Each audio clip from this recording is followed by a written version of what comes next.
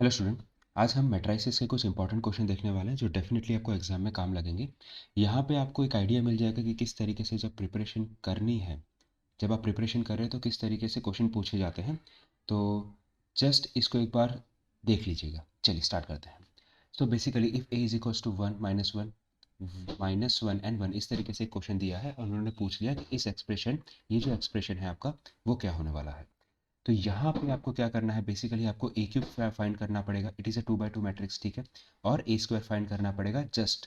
तो ये थोड़ा सा आपको फास्ट करना पड़ेगा ये चीज़ें, ठीक है। तो ए इज इक्वल्स टू, जैसे कि यहाँ पे लिखा हुआ है, वन एंड वन, इस तरीके से वैल्यू दी है। तो आपको ए स्क्वायर कैलकुलेट सबसे पहले करना पड़ेगा। तो इसको मैं ए से मल्टीप्लाई कर देता हूँ।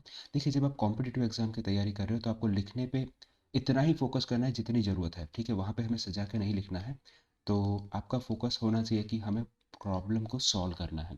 तो जब आपको पता होगा कि ये जो फर्स्ट रो है फर्स्ट कॉलम के साथ मल्टीप्लाई होगी, है ना। फर्स्ट रो फर्स्ट कॉलम के साथ मल्टीप्लाई होगी तो ये हमें पहला एलिमेंट मिलेगा। फर्स्ट रो सेकंड कॉलम के साथ मल्टीप्लाई होगी तो हमें सेकंड कॉलम मिलेगा, सेकंड एलिमेंट मिलेगा, ठीक है। सेकंड सेल का ये वाला पार्ट मिलेगा। तो चलिए फटाफट से करते हैं कि जब वन वन के साथ मल्टीप्लाई करोगे तो आपको वन मिलेगा, प्लस माइनस वन प्लस हो जाएगा तो यहाँ पे आपको टू मिलेगा। जब इसके साथ यहाँ पे मल्टीप्लिकेशन होगा तो वन माइनस वन, तो यहाँ पे आपको माइनस वन माइनस टू मिल जाएगा। सिमिलरली थोड़ा सा अगर आप लॉजिक लगाओगे तो वही सिचुएशन है, तो यहाँ पे माइनस टू और टू मिलेगा। अब आते हैं, हमें ए क्यूब कैलकुलेट करना है, राइट। ए क्यूब कैलकुलेट करने के लिए हम कैसे करेंगे, तो ऑलरेडी ए स्क्वायर हमने कैलकुलेट कर दिया है, मल्टीप्लाई बाय ए कर देंगे तो हमें ए क्यूब मिल जाएगा।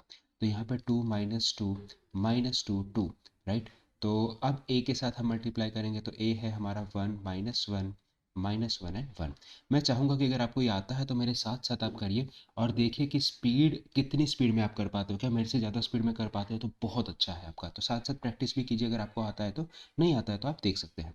सो टू, और जब टू इसके साथ मल्टीप्लाई होगा तो टू मिलेगा, माइनस टू माइनस वन के साथ मल्टीप्लाई होगा तो टू मिलेगा। तो उन दोनों को ऐड करेंगे तो फोर।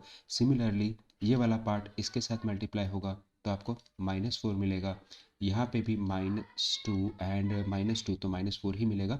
एंड अगेन ये वाला पार्ट जो है वो यहाँ पे मल्टीप्लाई होगा तो टू और टू। तो मैंने लॉजिक लगा दिया कि यहाँ पे एक पैटर्न फॉलो हो रहा था, टू माइनस टू, तो यहाँ पे भी फोर माइनस फोर और फोर, ये एक लॉजिक लगा दिया कि ऐसा ही होगा। चेक कर सकते हैं आप। अब यहाँ पे क्या, यहाँ पे इस पे आपको वैल्यू पुट कर देनी है। तो जस्ट मैं एक और स्टेप बढ़ा नहीं रहा हूँ, यहाँ पे ही माइनस, ठीक है। यहीं पे एक स्टेप में मैं अलग से पूरा लिखूँ तो मैं वो टाइम बचा रहा हूँ। तो माइनस, ताकि आपको ये सब चीज़ें एग्जाम में भी करनी है, ठीक है। तो यहाँ पे सीधा मेरे पास ए क्यूब है, यहाँ पे माइनस टू ए स्क्वायर कर ही सकता हूँ, है ना। तो मुझे तो टाइम बचाना है। तो मैं यहाँ पे क्या करूँगा, माइनस वन एंड वन। अब ये टू इसके साथ मल्टीप्लाई हो जाएगा तो मुझे फाइनल क्या मिल जाएगा, तो यहीं पे देखते हैं। ए स्क्वायर होगा स्टूडेंट, एक चीज़ यहाँ पे मैंने शायद मिस कर दी, ये ए स्क्वायर है, ये वाला जो पार्ट है वो ए स्क्वायर है, तो मैं ए स्क्वायर की वैल्यू लूँगा यहाँ पे, है ना। तो यहाँ पे आप देखोगे कि यहाँ पे ए स्क्वायर जब ये इसके साथ मल्टीप्लाई हो जाएगा तो ये फोर होने वाला है, ये माइनस फोर होने वाला है, ये माइनस फोर होगा और ये फोर होगा। तो एग्जैक्टली इसके सिमिलर है। और माइनस दिस, तो ए माइनस दिस फोर, ये सेम टर्म हो जाएगा। तो डेफिनेटली आपको जीरो जीरो जीरो जीरो मिलेगा। So this is how you can do. और zero zero zero means null matrix, ठीक है। अगर इंस्टेड ऑफ दैट आपका वन जीरो जीरो वन आया होता तो आपका आंसर होता आइडेंटिटी मैट्रिक्स। तो ये बेसिक आपको थोड़ा सा पता होना चाहिए, तो ये आपको हेल्प करेगा। ये देखने के बाद भी अगर आप बेसिक्स देखोगे ना तो आपको डेफिनेटली हेल्प मिलेगी। चलिए, अब यहाँ पे अगर हम देख लेते हैं कि ये ए मैट्रिक्स करके हमें दिया हुआ है, which is a two by three, which is a three by two matrix, ठीक है। क्योंकि तीन रो है और दो कॉलम है इसलिए इसको बोला जाता है थ्री बाई टू मैट्रिक्स। और यहाँ पे टू बाई टू मैट्रिक्स, क्योंकि दो कॉलम दो रोज इस तरीके से है, तो टू बाई टू मैट्रिक्स। अब ये लोग बोल रहे हैं कि ऑप्शंस देखें तो क्या ए बी पॉसिबल है, बी बी ए पॉसिबल है। तो यहाँ पे आपको मल्टीप्लिकेशन पता होना चाहिए, बहुत सिंपल सा क्वेश्चन है। तो यहाँ पे क्या होता है ना, डेफिनेटली मैं आपको यहीं से समझा देता हूँ कि अगर थ्री बाई टू ऐसे लिखा है और दूसरी कोई वैल्यू है, सॉरी, अगर दूसरी कोई वैल्यू है यहाँ पे टू बाई टू की, ठीक है। सो टू बाई टू की इस तरीके से वैल्यू है। तो जब मल्टीप्लिकेशन तभी पॉसिबल हो पाता है जब इसका दूसरा पार्ट और इसका पहला पार्ट सेम हो, ठीक है। अगर ऐसा है तो ही आप इन दोनों को मल्टीप्लाई कर सकते हैं, ए और बी को। अगर इसका मैं ऑपोजिट कर दूं, जैसे कि बी को आगे लिख दूं मैं, which is two by two matrix, है ना। और ए को मैं पीछे लिख देता हूँ, right, which is three by two matrix. ठीक है। तो यहाँ पे इसका जो दूसरा पार्ट है, राइट, और इसका जो पहला पार्ट है वो सेम नहीं है ना, कि यहाँ पे 3 है यहाँ पे 2 है, तो ये पॉसिबल नहीं होगा। तो डेफिनेटली ये क्वेश्चन में भी यही पूछा, हमें कुछ ये सब लिखने की ज़रूरत नहीं थी। हमारा लॉजिक ये था कि क्या ये मल्टीप्लिकेशन पॉसिबल है, क्या ये मैट्रिक्स एग्जिस्ट करता है या नहीं। तो डेफिनेटली ए भी एग्जिस्ट करेगा, क्योंकि ये तभी पॉसिबल हो पाएगा जब ये इसके साथ सिमिलर होगा। ठीक है, तो ये मल्टीप्लाई हो पाएगा। ये सिमिलर नहीं है ना, तो ये मल्टीप्लाई नहीं हो पाएगा। इतना सिंपल था। तो ए बी एग्जिस्ट करेगा और बी ए एग्जिस्ट नहीं करेगा। तो कौन सा ऑप्शन हो जाएगा आपका, ए बी एग्जिस्ट करेगा, बी ए एग्जिस्ट नहीं करेगा, तो सी आपका ऑप्शन हो जाएगा। चलिए यहाँ पे आते हैं। If B is equals to this, ये बी पूरा का पूरा मैट्रिक्स दिया है, इसका एडजॉइंट बताना है। ठीक है, अब एडजॉइंट क्या होता है, बेसिकली एक तरीका होता है एडजॉइंट निकालने का। जिनको नहीं पता है उनके लिए मैं जस्ट बता दूं कि आप यहाँ पे इसको लेते हैं। चलिए मैं करके ही दिखा देता हूँ आपको। ठीक है, तो मान लीजिए कि मैंने यहाँ पे 3 का एडजॉइंट निकालना है। ठीक है, इस एलिमेंट का एडजॉइंट निकालना है, तो उसके लिए क्या करेंगे, हम इसकी रोज और इसके कॉलम को कट कर देंगे। ये ना लेके अब क्या करेंगे, इसको इसके साथ मल्टीप्लाई करेंगे। सो 0 multiply by 4 that is 0, minus 1 multiply by 0 that is also 0, तो हमें यहाँ पे 0 मिल जाएगा। तो ये एडजॉइंट हो जाएगा। बट एडजॉइंट लिखते वक्त बस ये ध्यान रखना है आप लोगों को कि जो अगर आप दूसरा एलिमेंट में ले रहा हूँ, तो दूसरा एलिमेंट यहाँ पे है ना, तो मेरा एडजॉइंट यहाँ पे ना आके उस 2 का जो एडजॉइंट है वो यहाँ पे ना आके, ठीक है, माइनर्स भी बोला जाता है ये सब चीज़ें, बट टेक्निकल टर्म्स में अभी मैं नहीं जा रहा हूँ, मैं आपको समझाने की कोशिश कर रहा हूँ कि यहाँ पे ना आके वो चीज़ यहाँ पर आएगी। ठीक है, तो ये बस ध्यान रखना होता है। ये स्टूडेंट गलती कर देते हैं, बाकी सब चीज़ें में गलती नहीं होती है, यहीं पे गलती हो जाती है। ठीक है, तो ये 2 के लिए हम क्या करेंगे, इसको ऐसे एक लाइन खींचेंगे और ये सारे एलिमेंट्स को हटा के इसको 2 के साथ मल्टीप्लाई करेंगे। इसको 2 के साथ मल्टीप्लाई करेंगे, दैट इज 0, 0 2, और ये भी 0, तो अगेन ये 0 आ जाएगा। ठीक है, अगेन इसके लिए अगर आप कैलकुलेट करोगे तो 2 को 1 के साथ मल्टीप्लाई करेंगे तो 2 आ जाएगा, माइनस 1 मल्टीप्लाई बाय 4 तो -2 आ जाएगा। तो यहाँ से मुझे इसके साथ एडजस्ट हो रहा है। ठीक है, 0 0 2 इसके साथ तो नहीं होगा, इसके साथ नहीं होगा, इट डज नॉट एग्जिस्ट, ऐसा भी होने वाला नहीं है। तो यहीं से मैं आंसर दे दूंगा, ये मुझे पूरा सॉल्व करने की ज़रूरत नहीं है। ठीक है, अगर इसी की जगह पे मैं इसके साथ कैलकुलेट ऐसे करता तो मैं फर्स्ट रो बता पाता। ठीक है, तो यहीं पे मैं आंसर दे दूंगा, मुझे पूरा कैलकुलेट करके टाइम वेस्ट नहीं करना है।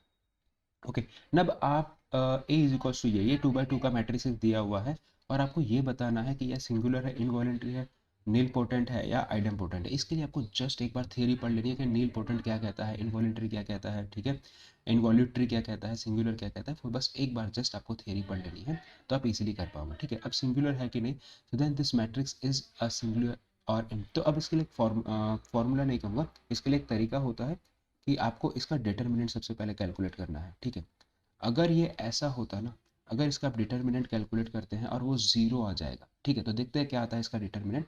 तो यहाँ पे अगर आते हैं 1, डिटर्मिनेंट के लिए एक स्ट्रेट लाइन होती है, इस चीज़ का थोड़ा सा ध्यान रखना स्टूडेंट। ठीक है, तो जब इसके साथ ये मल्टीप्लाई करोगे इसके साथ, तो ये 0 -1, तो ये आपका आ रहा है -1, यहाँ पे 0 नहीं आ रहा है। ठीक है, तो ये आपका सिंगुलर नहीं होगा, बिकॉज सिंगुलर में डिटर्मिनेंट आपका 0 आ जाता है। ठीक है, यहाँ पे पता चल गया। ओके, नेक्स्ट आते हैं कि अब चेक करते हैं कि ये इनवॉल्यूटरी है या नहीं, इनवॉल्यूटरी है या नहीं। तो उसके लिए ए स्क्वायर हम चेक करते हैं। तो ए स्क्वायर चेक करने के लिए 1 0, जैसे ही हमने देखा था कि ए स्क्वायर कैसे कैलकुलेट करेंगे, है ना, बहुत ईजी है ए स्क्वायर कैलकुलेट करना, 0 1 1 0। अब ए स्क्वायर कैलकुलेट, तो ये इसके साथ मल्टीप्लाई करोगे तो 0 0 1 1, तो यहाँ पे 1 आ जाएगा। ये 0 इसके साथ मल्टीप्लाई, ये इसके साथ मल्टीप्लाई, तो ये फिर आपका 0 आ जाएगा। एंड ये इसके साथ मल्टीप्लाई करोगे तो 0 एंड 1। ठीक है, तो ये आपका आइडेंटिटी मैट्रिक्स आ गया।